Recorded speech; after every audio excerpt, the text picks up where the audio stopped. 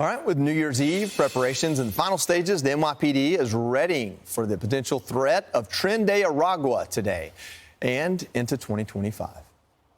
This is an issue that we're dealing with, not specific to New Year's Eve, Times Square, but some newly emergent threats, newly emergent crime patterns that we have, again, tried to combat very early and very deeply, so that we haven't had the entrenchment of some of this gang here in the city that you've seen elsewhere across the country.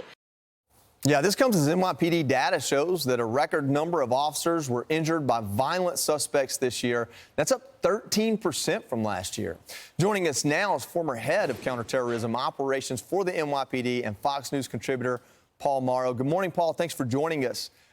You hear this, acute threat of Tren de Aragua, but it's kind of this larger issue of how the city has handled illegal immigrants that have come to the city. Is this something that we should look at and say, hey, this is a really big threat for tonight's celebrations, or is it really something that just is here all the time? I would say the latter. This is something that the city's been dealing with now for a couple of years, but specific to New Year's Eve, I don't think it is something that anybody who's coming to the event really needs to have on the agenda. There are other things to worry about. Watch yourself relative to pickpockets and things like that. Understand that once you get into a pen in Times Square, you're not going to leave, and if you do, you can't come back in. Measures like that. But in terms of a Tren de Aragua threat specific to the New Year's event, the PD is on this. They have a lot of resources, even as tight as it is for them relative to recruitment and retention. They are out pretty far ahead on this Tren de Aragua thing and the gang threat in general that we've seen grow out of the migrant crisis. And so I think that tonight will be fine relative to that issue. Yeah, when we talk about why this crime from illegal immigrants is so, I guess, so acute in New York City and why it's felt so much. This is a great quote here that kind of tells you where police officers are on it. It says, an unnamed officer with 2 decades of experience told the New York Post, a lot more migrants assault cops than regular citizens. This comes as the lady we just saw speaking, see if I can grab her name real quick, but she's the deputy commissioner. She said that that basically these violent criminals are they're without consequence. And so you have them, they don't have consequence for attacking police officers. Now police officers say, yeah, they're doing it worse. What do you make of that?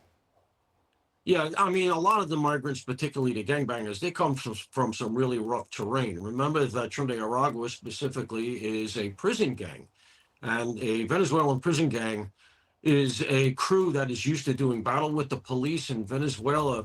They apparently exchange gunfire with the police regularly, and they put out to their members here in America that, and specifically in New York, that, hey, it's okay to shoot at the police because they shoot at us. Wow. That's just the culture that they're used to back home, and they've brought some of that here. And so, yeah, the cops that are dealing with them are aware of the fact that they'll act with impunity, and realistically, they don't have a whole lot to lose. I mean, they've been given everything they want here. We don't seem to have any mechanism to get them out. They know that. They're very adept at playing the system. They know the system before they even get here. And so, yeah, there is a level of impunity and an arrogance that's coming out of these gangs, specifically this gang. And until we wake up when Tom Homan comes in on 20 January and Donald Trump starts to do battle, and it's going to be a battle, a legalistic battle with the sanctuary cities and states, this kind of thing is going to go on because they're very aware of the fact that they have essentially a protected status. Yeah, actually, that was the Sergeants Benevolent Association president that said that. So the person speaking for police officers and their concerns says, listen, there aren't any consequences for these migrants that are attacking police officers. I think it's pretty amazing to have literally the NYPD say, can't do our job. And while we're not able to do our job, we're getting attacked.